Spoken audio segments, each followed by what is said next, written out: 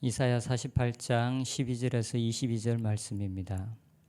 야곱아, 내가 부른 이스라엘아, 내게 들으라. 나는 그니 나는 처음이요 또 나는 마지막이라.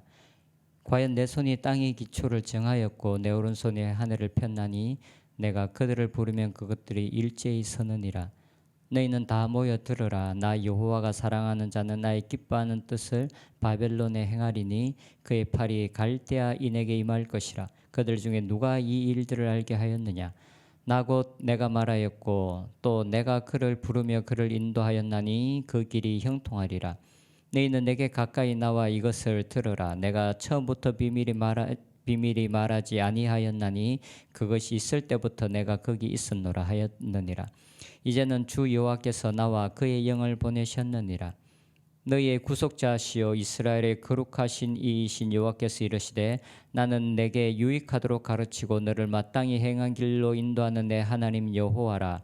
내가 나의 명령에 주의하였더라면 내 평강이 강과 같았겠고 내 공의가 바다 물결 같았을 것이며 내 자손이 모래 같았겠고 내 몸의 소생이 모래알 같아서 그의 이름이 내 앞에서 끊어지지 아니하였겠고 없어지지 아니하였으리라 하셨느니라.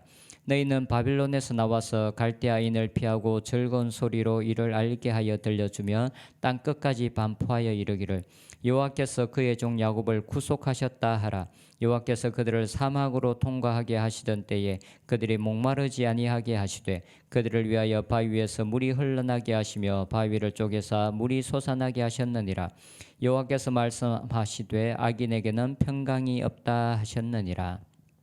아멘. 어제 본문에서 하나님께서는 이스라엘 백성들의 죄악으로 말미암아 그들이 하나님의 심판을 받게 되었지만 그 심판 속에서도 하나님께서 긍휼을 베푸실 것임에 대해서 말씀하십니다. 하나님께서 진노 중에서도 노하기를 더디하고 그리고 그 심판의 시간을 연단의 시간으로 사용할 것이다. 그래서 이스라엘 백성들이 멸절되지 않을 것이다 라고 말씀하셨습니다.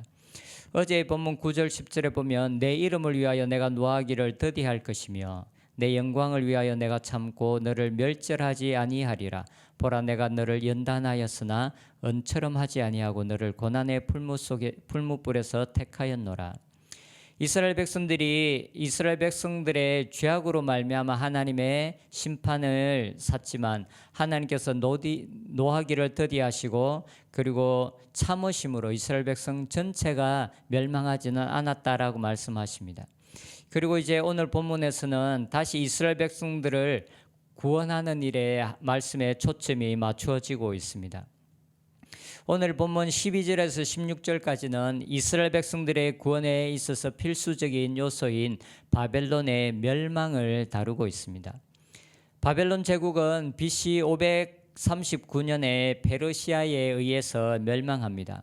그런데 이사야 선지자는 이사야 13장에 이미 바벨론 제국의 멸망을 예언했습니다. 이사야 선지자가 바벨론의 멸망을 예언할 당시 그 주변국의 가장 강한 강대국은 아수르였습니다.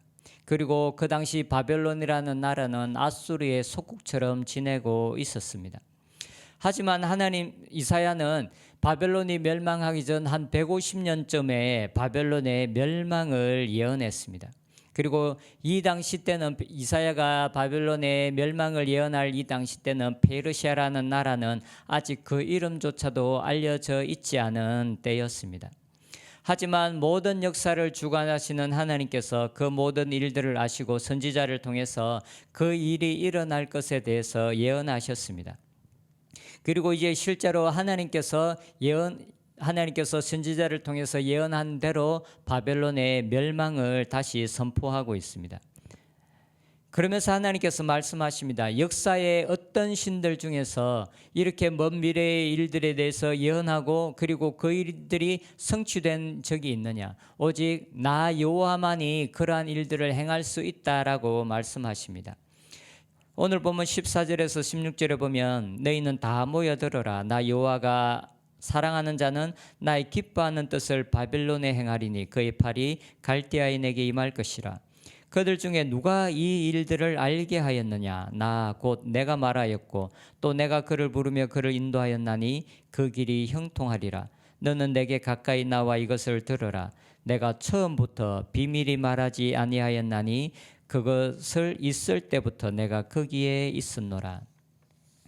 하나님께서 바벨론을 심판하시는 이 일은 이미 오래전부터 내가 예언한 일이다. 그리고 그 예언을 성취하기 위해서 내가 선택한 사람이 바로 고레스라는 것을 말씀하고 있습니다. 이 일들은 이미 오래전에 예언된 일이고 하나님은 작정하신 대로 그 일들을 이루어가고 계신 것을 말씀하고 있습니다. 그러면서 이런 일들을 말씀하시기 전에 하나님은 먼저 하나님의 권능, 하나님의 주권, 하나님의 위대하심에 대해서 먼저 선포하십니다. 12절 13절에 야곱아 내가 부른 이스라엘아 내게 들으라. 나는 그니 나는 처음이요 또 나는 마지막이라. 과연 내 손이 땅의 기초를 정하였고 내 오른손이 하늘을 폈나니 내가 그들을 부르면 그것들이 일제히 서느니라. 하나님께서 이 모든 하늘과 땅의 처음이며 마지막임을 말씀하고 있습니다. 곧 이 모든 인류의 역사가 하나님에 의해서 시작되었고 하나님에 의해서 지금 돌아가고 있고 하나님께서 주권을 가지고 계신 것을 말씀하고 있습니다. 넓은 것처럼 보이지는 하늘과 이 모든 땅들이 하나님의 부르심이 있으면 즉각적으로 순종할 수밖에 없다라는 것입니다. 하나님의 권능과 위대하심이 얼마나 놀라운지 말씀하고 있습니다. 그리고 하나님의 이런 권능하심으로 예언되어진 모든 말씀, 특별히 바벨론의 그 멸망이 성취될 것인 것을 선포하고 있습니다. 바벨론의 멸망을 말씀하고 난 이후에 이제 하나님은 이스라엘 백성들의 구원에 초점을 맞추어서 말씀하십니다. 하나님께서는 먼저 하나님께서 이스라엘 백성들에게 주신 명령들이 모든 것이 이스라엘 백성들을 속박하기 위해서 주어진 것이 아니라 그들의 유익을 위해서 주어진 것인 것을 말씀하고 있습니다. 그래서 그 말씀대로 순종하기만 했다면 이스라엘 백성들은 아주 큰 축복을 받았을 것인 것을 말씀합니다. 17절에서 19절에 보면 너희의 구속자시요 이스라엘의 거룩하신 이이신 여호와께서 이르시되 나는 내게 유익하도록 가르치고 너를 마땅히 행할 길로 인도하는 내 하나님 여호와라. 내가 나의 명령에 주의하였더라면 내 평강이 강과 같았겠고 내 공의가 바다 물결 같았을 것이며 내 자손이 모래 같았겠고 내 몸의 소생이 모래알 같아서 그의 이름이 내 앞에서 끊어지지 아니하였겠고 없어지지 아니하였으리라. 하나님께서 그의 백성들의 유익을 위해서 주신 이 말씀에 그들이 순종하였다라면 그들은 아주 놀라운 복을 받았을 것이다 라고 말씀합니다. 이 말은 곧 이스라엘 백성들에게 임한 심판은 그들이 하나님의 말씀대로 살지 않았기 때문에 임한 하나님의 심판인 것을 말씀하고 있습니다. 하지만 하나님은 다시 구원의 은총을 이스라엘 백성들에게 내리실 것임을 말씀합니다. 하나님께서 이스라엘 백성들을 애굽에서 이끌어내었던 것처럼 이제 바벨론에서 구원해 내겠다라고 말씀하십니다. 그리고 출애굽한 이스라엘 백성들이 광야를 지나는 동안 하나님께서 이스라엘 백성들에게 먹을 것을 주시고 마실 것을 주시며 그들을 보호하셨던 것처럼 너희들이 바벨론에서 이제 가나안 땅으로 돌아오는 그 모든 여정과 그 과정 가운데 내가 너희들을 지킬 것이고 보호할 것이다 라고 말씀하십니다. 21절에 께서 그들을 사막으로 통과하게 하시던 때에 그들이 목마르지 아니하게 하시되 그들을 위하여 바위 위에서 물이 흘러나게 하시며 바위를 쪼개서 물이 솟아나게 하셨느니라.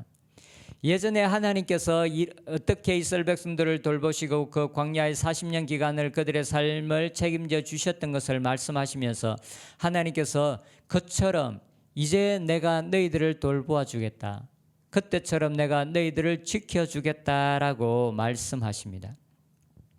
하나님은 그분의 백성을 구원하기 위해서 바벨론이라는 나라를 멸망시키시고 그리고 이스라엘 백성들을 구원하여 가나안으로 돌아오는 동안 그들의 모든 생활 가운데 함께 하겠다라고 말씀하고 계십니다. 그런데 이런 하나님의 구원의 초점을 맞추면서 말씀하시는 가운데서도 하나님은 여전히 그분의 백성들을 향한 경고의 말씀을 잊지 아니하십니다. 22절에 보면 여호와께서 말씀하시되 악인에게는 평강이 없다 하셨느니라. 하나님께서 이렇게 이스라엘 백성들을 돌보시고 구원하시고 내가 너희들을 지켜주겠다라고 말씀하시지만, 그러나 또한 분명하게 말씀하시는 것은 이러한 구원의 과정 가운데서도 악인에게는 평강이 없으며 악인에게는 나의 심판이 있을 것임을 말씀하고 있습니다. 하나님의 구원의 계절이지만 그 구원의 역사 속에서도 하나님께 순종하지 않는 자들에게는 심판이 있다라는 것입니다. 하나님은 심판 중에서도 긍휼을 잊지 않으시는 것처럼 하나님은 긍휼을 베푸시고 구원을 베푸시는 중에서도 악인들을 향하여서는 여전히 진노하시며 심판하시는 하나님이신 것을 분명하게 말씀하고 있습니다. 어떤 순간에서도 하나님은 의인들을 지키시며 그리고 악인들을 심판하시는 하나님이십니다. 우리가 두렵고 떨림으로 하나님께서 우리들에게 주신 이 시간들을 하나님 앞에서 보냈으면 좋겠습니다. 의인이 악인이 될 때 그들은 심판을 피할 수 없고, 악인이 의인이 될 때 하나님은 그들을 구원하시는 하나님이십니다. 하루하루를 살아가는 우리의 하루의 모든 순간에 우리가 하나님과 동행하고 두렵고 떨림으로 우리의 구원을 이루어가는 저희들이 되었으면 좋겠습니다. 기도하겠습니다. 하나님 감사합니다. 하나님은 진노 중에서도 긍휼을 잊지 아니하시고, 또한 긍휼을 베푸시고 구원을 베푸시는 중에서도 악인들을 향한 하나님의 진노를 멈추시지 아니하시는 하나님이십니다. 하나님, 우리가 하나님을 경외함으로 항상 두렵고 떨림으로 우리의 구원을 이루어가는 저희들이 되게 하여 주시옵소서. 우리의 삶 가운데 하나님의 은총이 임할 때 우리가 교만하여져서 하나님을 떠나는 자들이 아니라 더 겸손하게 하나님과 동행하는 삶을 선택하며 하나님을 경외함으로 말씀에 순종하는 삶을 선택하는 저희들이 되게 하여 주시옵소서. 예수님의 이름으로 기도드립니다. 아멘.